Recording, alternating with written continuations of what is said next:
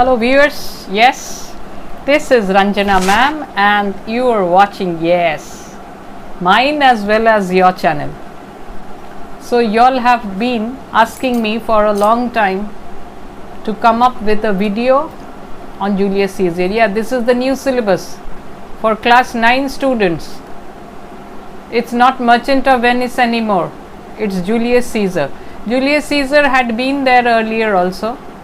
For 7 years I had taught Julius Caesar, and before that there was Merchant of Venice. Merchant of Venice has come here for the second time, so before that was Merchant of Venice, then 7 years of Julius Caesar I had taught earlier. That was 2 decades ago, or rather 1.5 decades. So Julius Caesar is a tragedy, and Shakespeare's tragedies are always a bit difficult in comparison to the comedies. I wouldn't say that only Shakespeare's tragedies have always been a bit difficult. So Julius Caesar is also in comparison a bit more difficult than Merchant of Venice. So what is this drama Julius Caesar? Julius Caesar is supposed to be, the name is given Julius Caesar, but Julius Caesar, the main protagonist, he dies in Act 3, Scene 1. He is assassinated. So Julius Caesar had been for some time a very strong personality in Rome. He had been the topmost, he had become a dictator sort. So first there was the rule of the triumvirate, and after that Julius Caesar and Pompey, they took control. They became the 2 senators, and after that there was a civil war in Rome, and Julius Caesar defeated Pompey and he became the all in all of Rome. So when the drama opens in Act 1, Scene 1, we find that Julius Caesar is returning home after having defeated the sons of Pompey. So quite a few commoners, they are happy. They have built arches or big gates in order to welcome Julius Caesar. But the 2 tribunes, Marullus and Flavius, they are not happy. Why? Because they are supporters of Pompey, and as such they are not happy, and they feel somehow they should drive away the public. They should make the public disheartened. So they remind the common people of the love and adulation they had shown to Pompey when he was alive. They would be waiting to have a glimpse of Pompey, and now they are doing the same thing to Caesar. They are waiting to welcome him, that person who has killed Pompey. And they call these commoners ungrateful, and they are also threatened that for your ungratefulness God will punish you. So go back to your homes and feel repentant for this sin which you have committed. What is the sin of ungratefulness? So the common people, they are very flexible. They can be easily fooled. So naturally they feel, yes, we might be taken to task by God. So they run away. They feel ashamed and they run away. So Flavius and Marullus, they have their first victory over these common people, and then they try to pull down the decorations just to make Julius Caesar a little bit uncomfortable, that the people are not really happy. So there are no gates. So they pull down the decorations and everything, and Caesar's photographs or whatever it was there, statues and all that. So this is what happens. And in Act 1, Scene 2, we find the festival of Lupercal, that is 16th February, and Caesar, Mark Antony, his wife Calpurnia, they are all there, and Caesar tells Calpurnia is barren, so he wants that she should be touched by Mark Antony. Why? Mark Antony, and there are quite a few runners who are running a race. It is a custom in the Lupercal festival. So Mark Antony is very fun loving and he is full of games and sports. So Caesar tells Mark Antony that while he is in this holy run, he should not forget to touch Calpurnia, because it is said that the barren women, their curse is shaken off when a runner running this holy run touches a barren woman. She can again become fertile, and in this way they move towards the place where the festival of Lupercal is to be held. On his way, Caesar is warned by a soothsayer, those fortune tellers. They predict. So this soothsayer warns Caesar to be aware of the Ides of March, 15th of March. Okay, so Caesar ignores him. He doesn't pay attention to this. He says he is a dreamer and he leaves. And as he leaves with his followers, Casca, he is also it's Cassius. He is also a Roman senator. He pulls Brutus by the hand. So you must be wondering, who's this Brutus? Brutus is a friend of Caesar. Caesar is very fond of Brutus. And after Caesar, he is the most popular Roman. So Cassius pulls Brutus, and after that he tries to brainwash Brutus into believing that Caesar is harmful for Rome. Even Brutus was watching the course of events, and he felt also that this is not really good. Caesar is becoming very ambitious, and he might soon become a dictator, or rather he might become the king, and this is what Brutus did not like. Why? Because a few generations back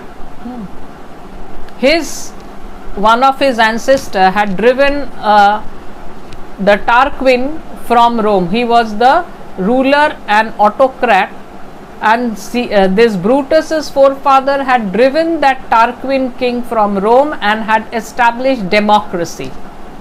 So how can this Brutus, several generations later, how can he allow again monarchy to come back in Rome?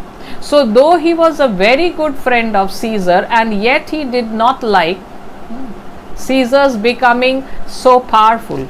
And this is what Cassius tries to play in. He says that we are also born of, have eaten the same stuff, and why should he suddenly become so powerful?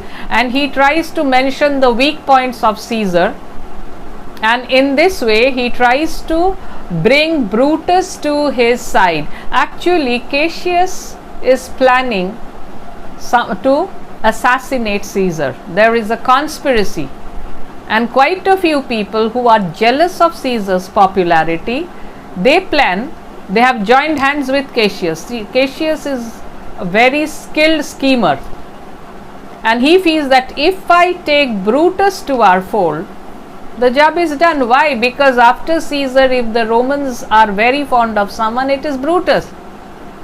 And Brutus was known for his honesty and his loyalty towards Rome. So, and he convinces Brutus, and then they see that Caesar and his attendants, Mark Antony, Calpurnia, and everyone, they are returning. The festival has taken place and they are returning, but they notice that Caesar seems very angry. And then Caesar notices Cassius, and he tells Mark Antony that he doesn't like thin people. Why? Because thin people are they don't sleep at night and they think a lot, and these people are dangerous. So Mark Antony assures him that no, he is a noble, noted Roman, so you don't need to be afraid. He says, no, I am not afraid. Caesar is a bit arrogant and boastful. So he says, I am not afraid, but people should be afraid of these type of people. Men should be afraid of these type. And then he leaves. And while they are leaving, Cassius pulls Casca, another young Roman, by the sleeve.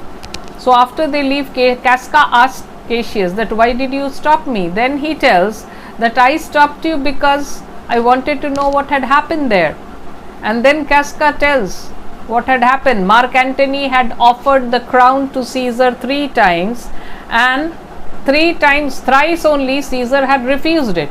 But every time when he pushed the crown away, he was reluctant. Means the first time when he pushes it with more force. The second time a little less force, and third time it seemed as if he would want to keep it. And every time he refused, the crowd cheered.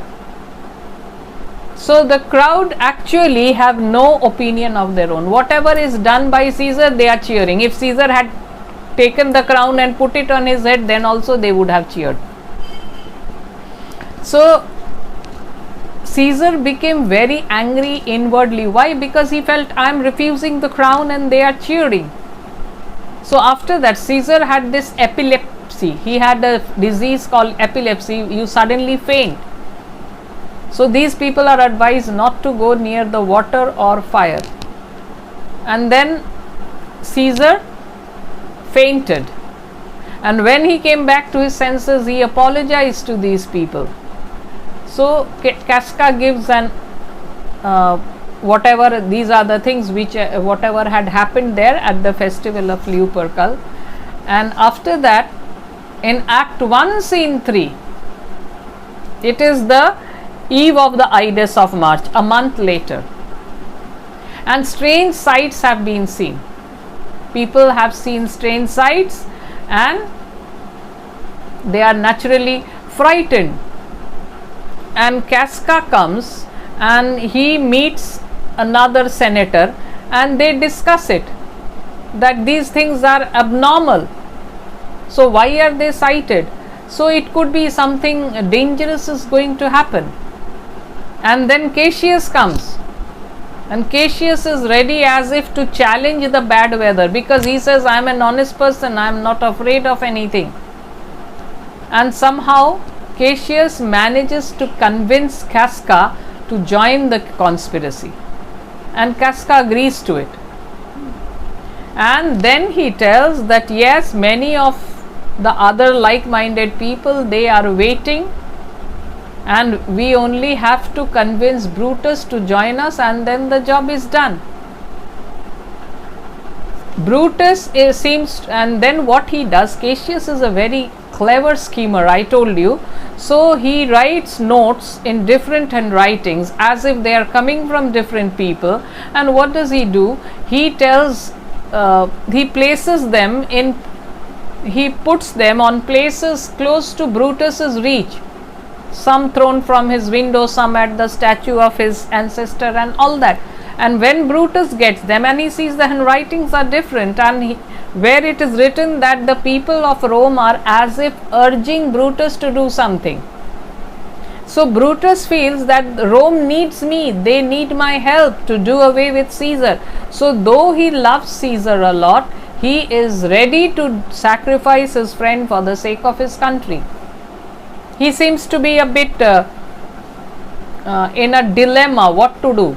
And then these conspirators come in the darkness of the night, they hide their faces, they hood their faces, and they come, and after that they convince finally Brutus to join the conspiracy, which is that they are going to murder or assassinate Caesar the next day, the Ides of March. So the plan is made then and there, and then they leave. They wanted that each one should swear, but Brutus is a very noble person and a very loyal person, and he says, why should we swear? Our words are enough. If we have spoken, we should stand by it. So the plan is made that they would go to Caesar's house and take him from there to the capital where they would murder. They also plan whether they should murder Mark Antony, but Brutus does not want this. He says, we do not want to make our things look too bloody. Mark Antony is but a limb of Caesar. So if you cut off the head, the limb is of no value. It is powerless. So they agree not to kill Mark Antony. They would only kill Caesar. And then they think, what if Caesar does not go to the capital because of all these omens which are being cited? So then there is one Decius Brutus whom Caesar had helped a lot. He had uplifted this fellow, young fellow, and this fellow becomes a traitor and he joins the conspiracy, and he says Caesar is quite fond of me, so I will go to his home and I will convince him to come to the capital. And the other conspirators also say, no, we will all go and bring him to the capital. And then there is one teacher, he somehow gets to know of the conspiracy and he writes a letter to warn Caesar, and he takes the letter and he waits. And in the meantime, Brutus's wife, she is also Portia. Remember no, you all haven't read it. She is also Portia, but not the Portia of Merchant of Venice. She is Brutus's wife, Portia, and she somehow gets an inkling that these people who had come to meet her husband, they were planning something. So she asks Brutus. So Brutus is not really eager to tell her. And then he goes to the capital early in the morning, and Decius Brutus goes to Caesar's house. Caesar has already woken up very early in the morning, and he sends his servants to go to the priests to perform a sacrifice, and go to the priests and ask their opinion whether Caesar should go out of his house or not, because of these strange omens. And Calpurnia that night in her sleep had 3 times cried out, help, ho, they murdered Caesar. So these things had frightened Caesar, but he is not a person to acknowledge it. So he sends the servant to offer sacrifice and then come and tell the results. And in the meantime, what happens? Yes, Calpurnia comes. She is not ready to let Caesar leave his house, because she has had a dream in which she had seen that Caesar's statue spouted blood, and quite a few notable Romans, they were washing their hands in Caesar's blood. So she convinces Caesar to remain at home. But then comes Decius Brutus, and what does he do? When he hears that Caesar is not going to the capital because of Calpurnia's dream and their interpretation, he knows, yes, this is a fact, but somehow he has to brainwash Caesar into believing something else. So he says, this is a very noble dream. It means that Rome will take inspiration from you. And somehow manages to convince Caesar that this is not a nightmare, this is not a bad dream, rather a good one. And then also, he puts a little bit, as you put a bone in front of a dog's mouth, he also puts a bait in front of Caesar. What is it? That the senators have planned to offer you a crown today. So if you don't go today, they might change their mind. And they might say, oh, or they might make fun and say that let Caesar's wife have good dreams, and then only he would come to the capital, and they might make fun of you. So when Caesar tells Decius Brutus to go and tell that I am not coming, so he says, what will I tell? And then he comes to know that Calpurnia's dream is stopping Caesar. So he convinces Caesar and also offers him the bait of the crown. Then Caesar feels, oh yes, the senators might change their mind and I might not get the crown. Earlier also he had refused it and he must be repenting it.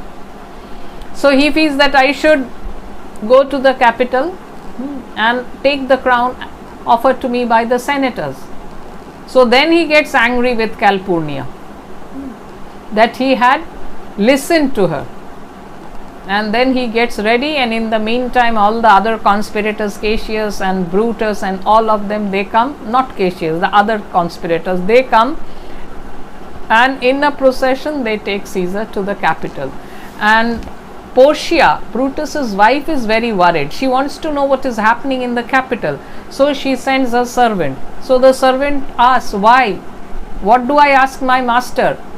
So she says, you go there and only come back. Actually, if he goes there and Caesar has already been assassinated, she would come to know about that from the servant. But she is very nervous. She doesn't want that this servant should suspect anything. And then what happens? The soothsayer comes and he wants to go and stand a little far away, and he feels that if only Caesar obeys me, he will be saved.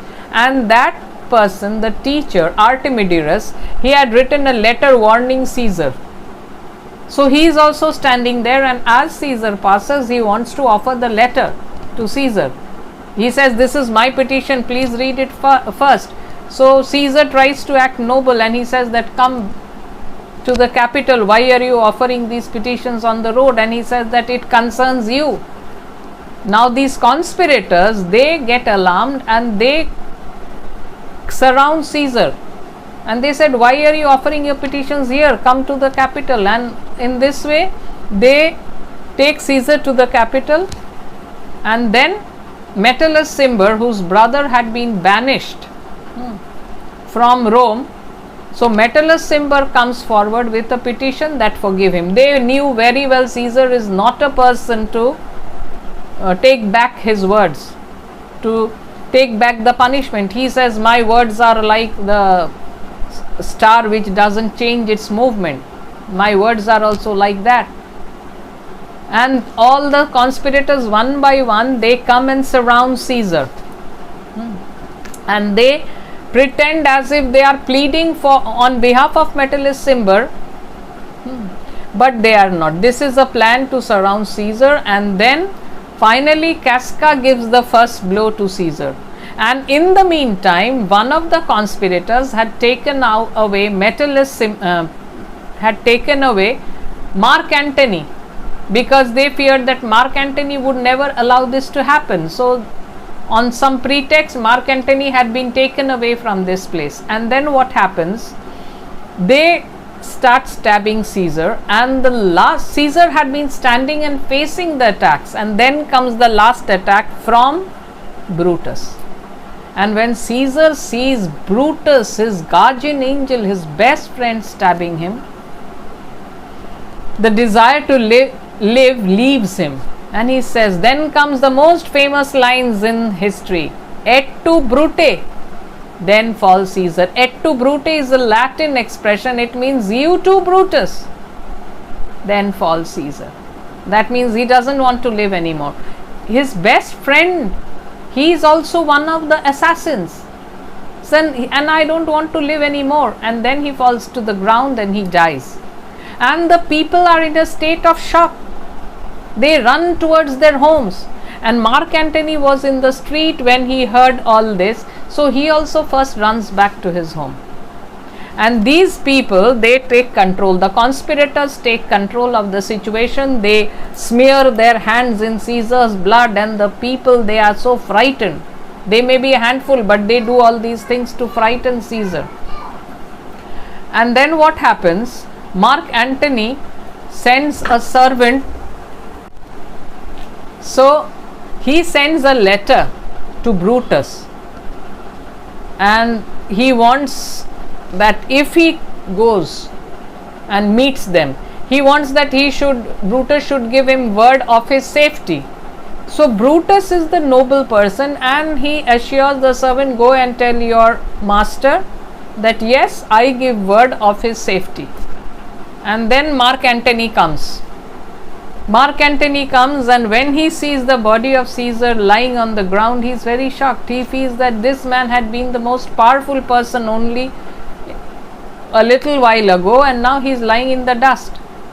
And then these conspirators, Brutus tries, he is always the noble person, he tells Mark Antony that I will give you sufficient reasons why we killed Caesar, that if you had been Caesar's son also, you would have been satisfied.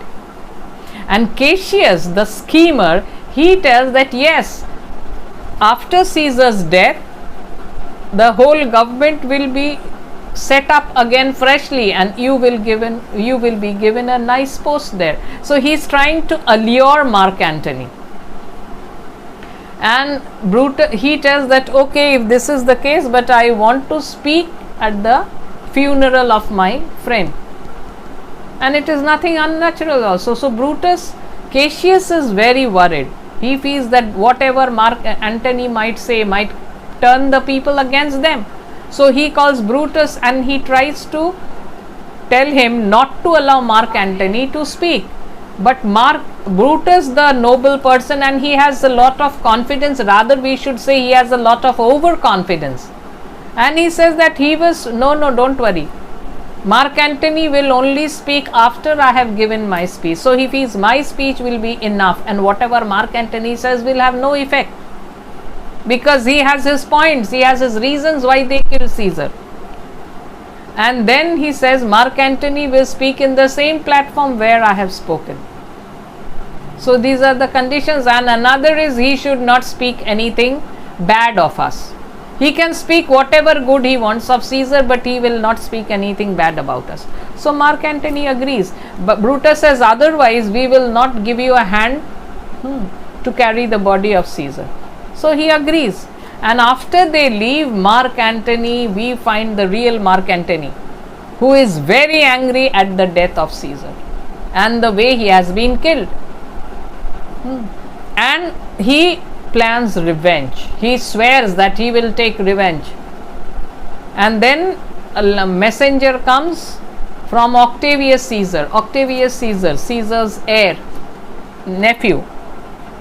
So he tells the messenger that tell Octavius not to come now, because this is a dangerous Rome, not really safe for Octavius. Then he feels that no, let me take the help of this servant and take the body of Caesar to the capital or the funeral place, wherever, and then let me see how my speech has its effect on the public, and then only I will plan whether Octavius should come to Rome or not. So then comes Brutus, who tries to convince the people that he killed his best friend for the sake of Rome. And Brutus speaks very well, and the public, they feel yes, Caesar had been a dictator, and they turn against Caesar, and they are happy that these people have killed Caesar. But then Mark Antony comes, and Brutus says, here comes Mark Antony. And then the people are ready to take Brutus in a procession to his house, but Brutus makes a mistake. He says, no, y'all listen to Mark Antony what he has to say, because he feels that Mark Antony will speak nothing bad about us. So he feels whatever I have said have convinced the people, but he doesn't know that the common people are like pendulum. They are not rigid. They are flexible. They keep on oscillating from one end to the other. Mark Antony knows them. So Mark Antony, when he starts, the people are not really happy. They are a bit antagonistic towards him. But Mark Antony very nicely says that the good that men do goes along with them to their grave. And people remember the bad things. So let it be with Caesar. And then comes the most important speech in Julius Caesar. Friends, Romans, countrymen, lend me your ears. I come here to bury Caesar, not to praise him. The evil that men do lives after them. The good is oft interred with their bones. And so let it be with Caesar. One of the most important speeches. I had this in my elocution, and it brought me a prize. A very wonderful speech in my college days. So what happened after that, he keeps on reminding the people of the good works of Caesar and telling that I know I should not be trying to turn you against these people. They are all honorable people. Brutus is an honorable man. So are they all honorable people. So finally, he makes the public realize that Caesar was not what Brutus had showed him to be. He was a lover of the Roman people. And finally, he gives them a little gap, because he says, my heart is not with me, it is with Julius Caesar's body. So I have to wait for it to come back. Actually, he gives the public time to think on what he had said, and they start discussing that yes, he seems to say right, and then they get angry with the conspirators. And then the final nail in the coffin of the conspirators come when he takes out a paper and he says, this is the will of Caesar, and he has left for each of you 75 drachmas. So if someone leaves money for you, he cannot be against you, he cannot make you his slaves. So the public are convinced that Caesar was a person who truly loved these Romans, and these conspirators have killed him. And he says, no, I should not be turning you against Brutus and these people. They are all honest men, they are all honorable people. So they get so angry and say, honorable, they are traitors. And this is what Mark Antony wanted.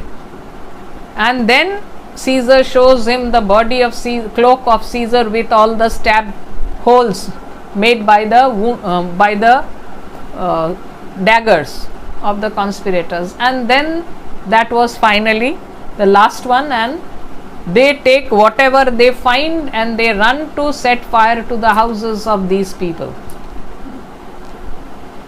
And finally they are driven out of Rome. Somehow Brutus and Cassius must have got an inkling of what is happening here. So they run and they are chased out of Rome. And then after that, the triumvirate is formed of Mark Antony, Octavius and Lepidus. Triumvirate means three, rule of three. But in that time, what happened? Rome was again in a reign of terror. Why? Because every day those who were suspected of being favorable towards Brutus and his people, every day hundreds of people were killed. And then Brutus and Cassius, they went separate ways. They both amassed a big army. Both of them came and met. And then there was another civil war. And in this war, what happened? Brutus saw the ghost of Caesar as if coming and telling, we will meet in the battlefield and all that. And then one by one, all the conspirators, they died. And then Cassius also commits suicide. He tells his servant to kill him and become free. And then finally it is Brutus. So Brutus was against suicide. So what does he tell? He tells one of his loyal friends, one by one he approaches them to kill him, but they are not ready. So then there is one young fellow whom, when he approached, this fellow did not want that Brutus should be arrested and tried and all that and then killed. So he agrees. So he holds the dagger and Brutus runs into it. And then Mark Antony and Octavius, they come and they find the body of Brutus lying, and they offer him the honor which he deserved, because they said, according to Mark Antony, this was the man who had no ulterior motives. He was the most honorable among them. So they pay their rich tributes to Brutus, and in this way the assassination of Julius Caesar is revenged upon all the conspirators. They die, Cassius, Brutus, all of them, and it's a victory for Octavius, Mark Antony and Lepidus. And this is how Caesar, the revenge which Mark Antony had pledged, was fulfilled. So this is where Julius Caesar ends. So I gave you a summary. This is as if the prologue. And after that, in my forthcoming videos, I will be, as I did in Merchant of Venice, I would be explaining each and every scene. Not act wise, but scene wise. Yes, line wise I will explain. So this is for today. This is only for you to have an idea of Julius Caesar, what it is about. And then yes, soon I will be coming up with Act 1, Scene 1, then Scene 2, Scene 3, as I did in Merchant of Venice. So wait for them, and yes, don't forget to press the like button, and you all have helped me a lot. and many of you are suggesting that I should go for the gold one. I know it's a far way. I'm not aiming anything. I'm just carrying away with my good work of helping you with your new syllabus. Okay, so bye for the time being.